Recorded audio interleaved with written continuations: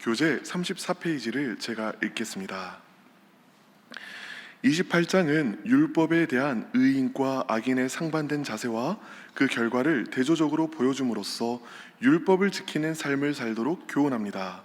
특별히 의인을 여러 가지 표현으로 묘사함으로써 참된 의인은 하나님을 경외하고 그 말씀에 순종하는 자임을 보여줍니다. 29장은 악과 우매함으로부터 돌아서는 것을 완고하게 거부하는 자는 반드시 패망하게 되어 있음을 말합니다. 그렇기 때문에 뇌물을 멀리해야 하며 이웃을 함정에 빠뜨리는 일은 하지 말아야 합니다. 그리고 이 세상에서 오직 여호와를 통해서만 참 평안을 누릴 수 있기에 오직 여호와만을 의지해야 합니다. 아멘. 네, 오늘 말씀은 잠언 28장과 29장인데요. 먼저 28장 1절을 함께 읽어보겠습니다. 28장 1절입니다. 시작. 악인은 쫓아오는 자가 없어도 도망하나 의인은 사자같이 담대하니라. 아멘. 네, 오늘 28장 1절은 의인은 사자같이 담대하다라고 이야기합니다. 마음에 거리낄 것이 없어서 호방하고 당당하다라는 말이지요. 위 목사님께서 계속 심광채반이다라는 제목으로 설교하고 계시는데, 그 심광채반의 자세, 마음이 넓고 자세가 펴져 있는 자세가 마음가짐이 바로 이와 같을 것입니다.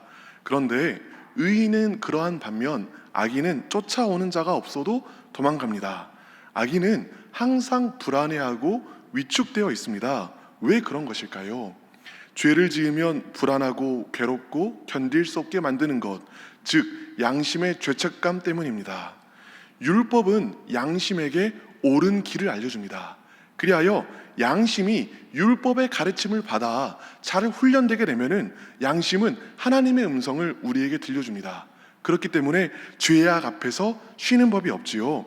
오늘 4절 이렇게 이야기합니다. 율법을 버린 자는 악인을 칭찬하나 율법을 지키는 자는 악을 대적하느니라. 율법이 양심을 교육하면, 양심이 율법을 머금게 되면은 양심은 끊임없이 죄인을 대적하게 됩니다. 우리 마음이 괴로워 녹아 들어갈 때까지 양심은 죄인된 우리를 대적하게 되는 것이죠. 양심은 죄의 삭은 사망이라고 말하며 죄인은 죽게 된다고 끊임없이 소리칩니다. 사람이 하나님과 싸워 이길 수는 없는 법입니다. 하나님의 율법을 무기로 삼은 양심과 싸워서 이길 수 있는 사람은 없습니다. 그러므로 괴로워하고 비틀어지며 말라가게 되는 것이죠. 그렇다면 우리는 어떻게 해야 할까요? 개가 그 토한 것을 도로 먹는 것 같이 미련한 자는 그 미련한 것을 거듭 행하느니라. 죄를 차마 끊어내지는 못하면서 양심의 고통 속에 눌려서 예정된 파멸의 길로 도살장으로 끌려가는 소와 같이 울면서 끌려가야 하는 것일까요? 그 길만 남은 것일까요? 그럴 수 없습니다. 절대로 그렇지 않습니다. 하나님께서는 우리로 하여금 양심의 가책에 괴로워 질식하는 삶이 아니라 우리의 영혼을 씻어 희고도 깨끗해 하실 하나님의 새로운 방법을 마련하셨습니다. 그 방법이 무엇일까요? 13절을 함께 읽어보도록 하겠습니다. 28장 13절입니다. 시작. 자기의 죄를 숨기는 자는 형통하지 못하나 죄를 자복하고 버리는 자는 불쌍히 여김을 받으리라. 아멘. 자기의 죄를 숨기는 자는 형통하지 못하나 죄를 자복하고, 그러니까 고백하고 버리는 자는 긍휼히 여김을 받으리라 라고 이야기합니다. 신약 성경에서 예수님의 사랑을 받았던 사도 요한은 이 진리를 똑같이 이렇게 이야기합니다. 요한일서 1장 9절입니다. 만일 우리가 우리 죄를 자백하면 그는 미쁘시고 의로우사 우리의 모든 죄를 깨끗하게 하실 것이요 우리를 모든 불의에서 깨끗게 하신다 라고 이야기를 하는 것이죠. 이를 악물고 나는 옳다고 나는 잘못한 것이 없다며 바득바득 우기는 것이 아니라 괴로워 죽게 된 마음을 열고 하나님 앞에 나와 진실로 자신이 죄인임을 고백하는 것입니다.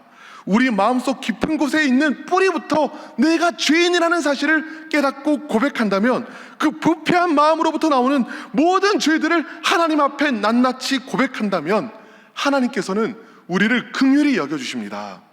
마음 깊은 곳에서부터 나오는 아픔과 슬픔, 죄로 인한 비탄을 하나님께 쏟아내는 것이지요.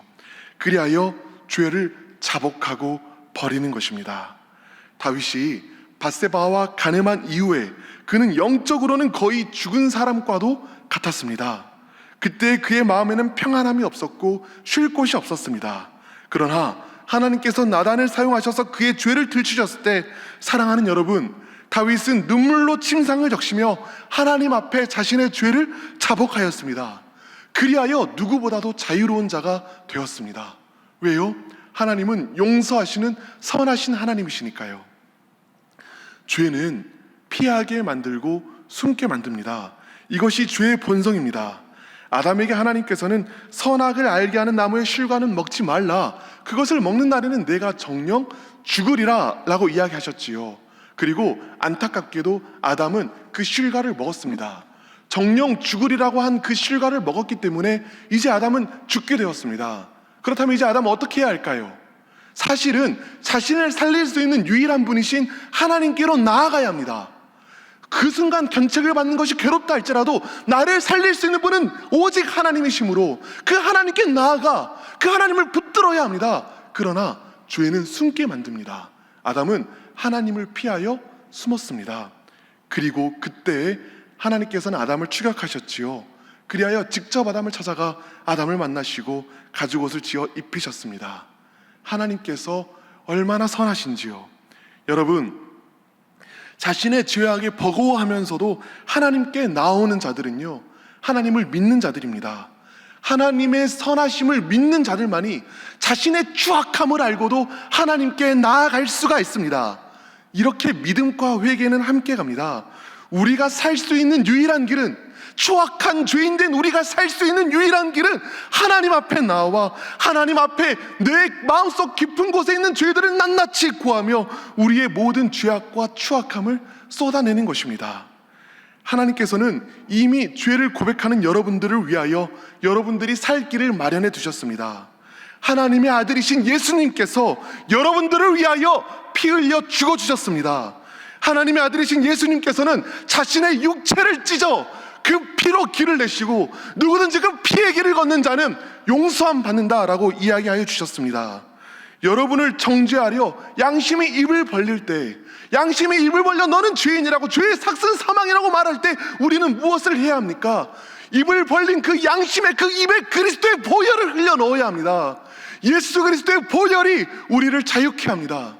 예수 그리스도의 십자가의 보혈이 우리를 깨끗게 합니다. 양심으로 하여금 그리스도의 보혈을 말하도록 해야 합니다.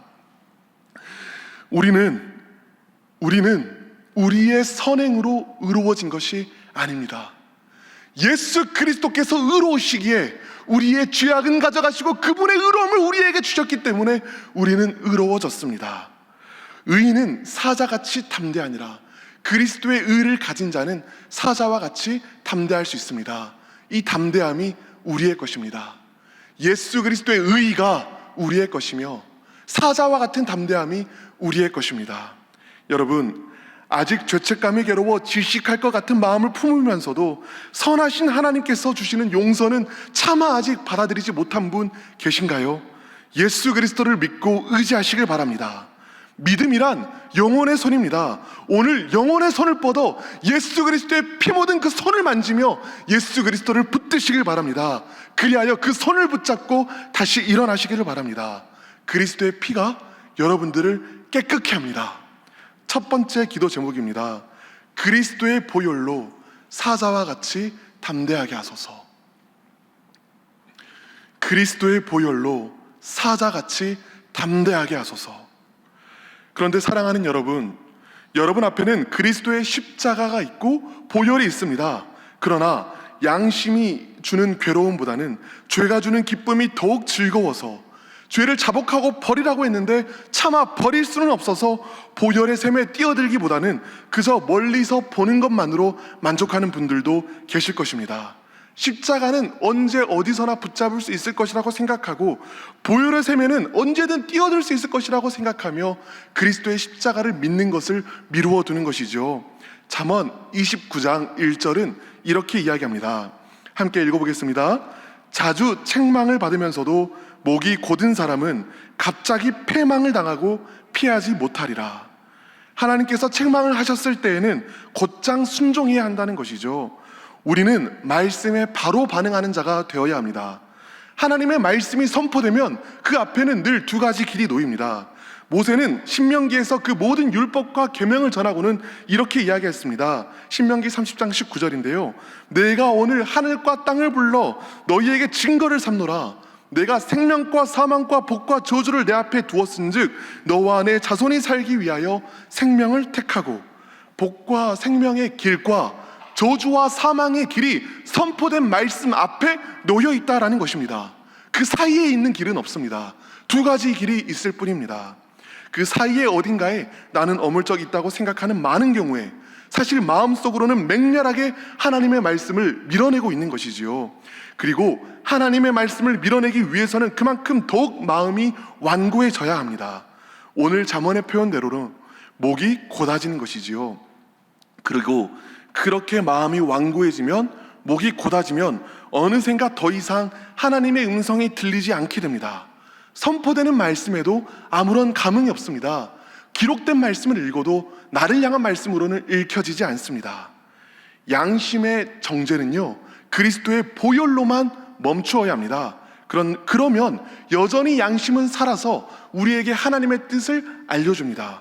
그러나 양심에 눈 닫고 귀 닫으면 양심이 화인을 맞습니다.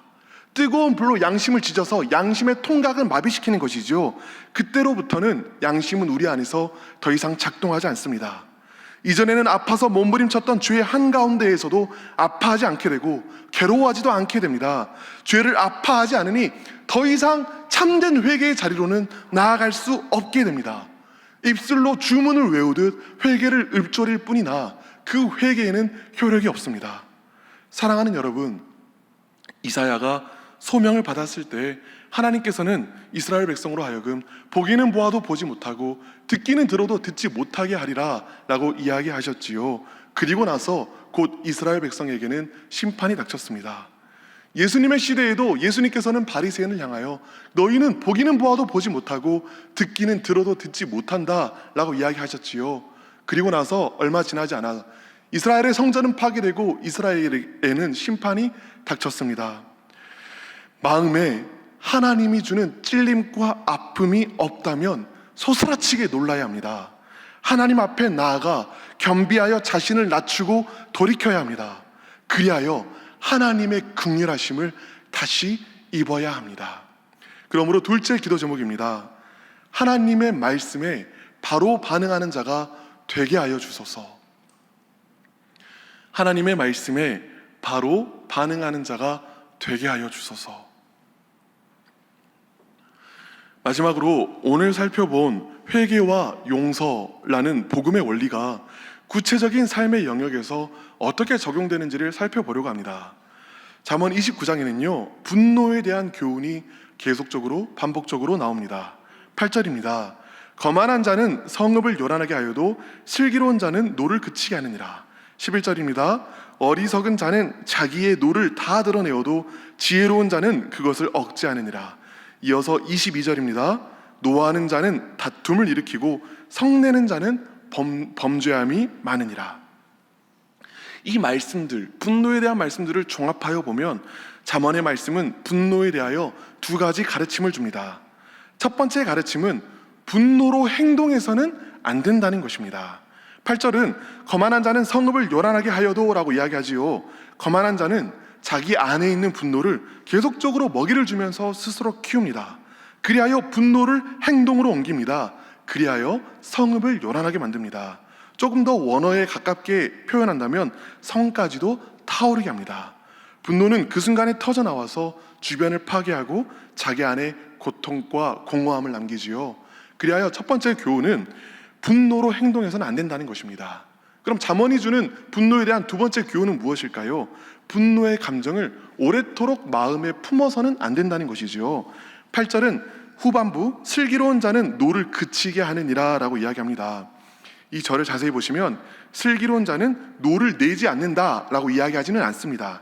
슬기로운 자 역시도 분노합니다. 이상하게 느껴지시나요?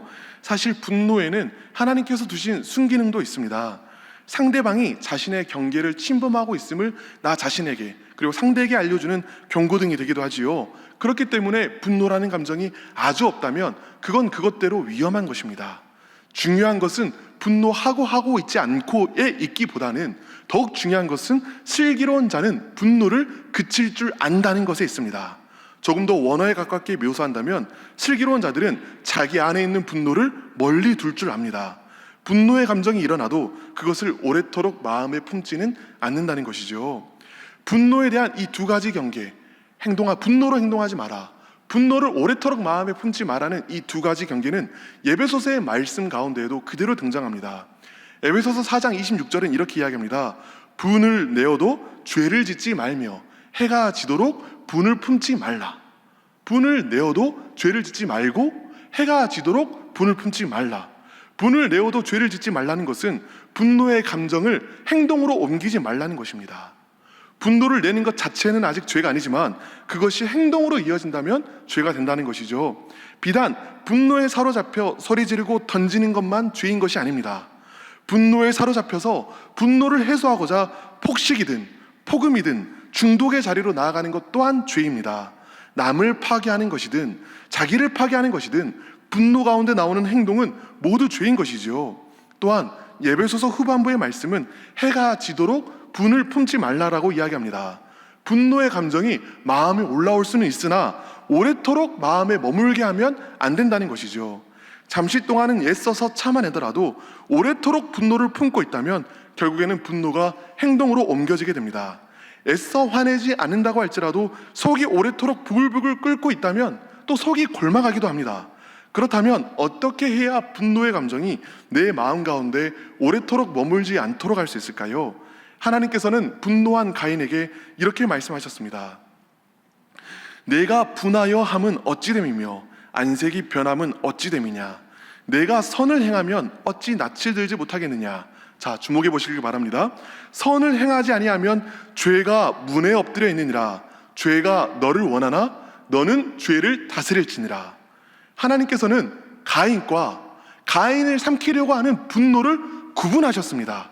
흡사 가인은 채찍을 들고 있는 맹수 조련사인 것처럼 이 분노는 가인을 삼키려고 하는 맹수인 것처럼 표현하셨지요. 여러분, 분노는 짐승과 같습니다. 먹이를 주면 커집니다. 화난 감정에 점점 더 집중하면서 분노에 불을 붙이지 말아야 합니다. 서운함이라는 먹이를 분노라는 짐승에 던져주어서는 안 됩니다. 혼자 씩씩거리며 분노에게 주는 먹이를 끊어야 한다는 말이죠. 그리고 나서 하나님께서 그러셨던 것처럼 나와 분노를 분리해서 보아야 합니다. 분노는 내 감정의 하나일 뿐 나 자신은 아닙니다. 분노에 온전히 삼켜지는 것은 맹수의 조련사가 삼켜지는 것과 같습니다. 분노의 감정이 올라왔을 때에는 그 감정 자체가 나인 것이 아니라 나는 그 분노의 감정을 다스리는 조련사임을 기억해야겠죠.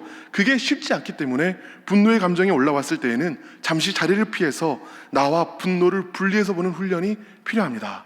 계속 말씀드리지만 잠언에서 말하는 훈계에는 훈련의 의미가 포함되어 있습니다. 바로 되지는 않더라도 그렇게 되도록 한 걸음 한 걸음씩 노력해 나가야 한다는 것이죠. 기도와 말씀이라는 채찍으로 분노를 가라앉히면 그 이후에 차분하게 그리고 잔잔하게 생각을 정리하고 분노라는 감정이 든 이유를 생각해보고 상대방이 내 경계를 잘못 침범한 것이 있으면 말해주는 것이 필요합니다. 생각을 정리하다 보면은요, 상대방이 잘못한 줄 알았는데 오히려 내가 잘못된 것이 발견되기도 합니다. 이때에는 겸허하게 자신의 죄를 고백하면 됩니다. 죄를 자복하고 버리는 자는 불쌍히 여김을 받으리라. 내가 내 죄를 고백하는 것만으로도 우리는 분노로부터 놀랍도록 새롭게 급속하게 치유되곤 합니다. 큰 용기가 필요하지만 그만큼 우리에게 필요한 부분이지요. 혹 내가 아니라 상대방이 잘못한 것이 분명하다고 할지라도 우리는 1만 달란트를 탕감받은 자로서 행동해야 합니다. 십자가에서 우리가 받은 용서를 기억하시길 바랍니다. 우리는요, 상대방과 단절하기 위하여 이야기하는 사람들이 아닙니다. 오히려 상대방을 용서하며 또한 관계를 회복하기 위하여 이야기하는 것이지요. 이런 자세로 이야기할 때 내 잘못을 고백하며 상대방을 용서하기 위하여 대화하기 시작해 나갈 때에 상대방은 비난에 맞서 싸우는 것이 아니라 오히려 귀를 열고 우리 마음을 들이며 함께 회복되는 은혜가 부어지게 됩니다. 이렇게 회개와 용서라는 복음의 원리가 분노의 영역에도 그대로 적용되는 것이지요. 마지막 기도 제목입니다. 회개하고 용서하며 분노의 감정과 행동을 다스리게 하소서. 회개하고 용서하며 분노의 감정과 행동을 다스리게 하소서. 이제 기도의 자리로 나아가도록 하겠습니다. 첫 번째 기도 제목입니다. 그리스도의 보혈로 사자같이 담대하게 하소서. 두 번째 기도 제목입니다. 말씀에 바로 반응하는 자가 되게 하여 주소서. 마지막 기도 제목입니다. 회개하고 용서하며 분노의 감정과 행동을 다스리게 하소서. 이제 함께 기도하겠습니다. 주여 믿습니다. 주여 믿습니다. 주여 믿습니다.